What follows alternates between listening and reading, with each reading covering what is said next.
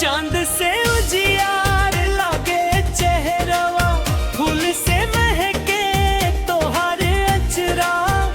धीरे धीरे बोल जब रानी, धड़केला दिलवा हमरा तड़पा तड़पा। साँझ सवेरा तोहरे ख्याल बा, रौरा बिना सुना संसार गए। तोहरे प्यार में दिलवा हार गई। तोहरे प्यार में दिलवा हार गई। नैनवा से जादू के हार गई।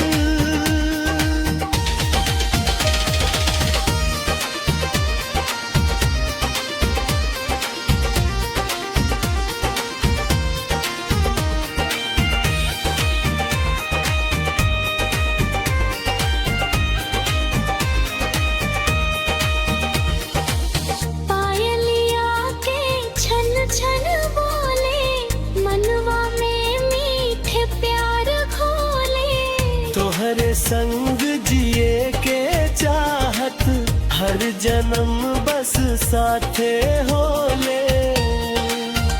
हाथ पकड़ के साथ निभाइब, ए जानू दिल तैयार गइल। तोहरे प्यार में दिलवा हार गइल।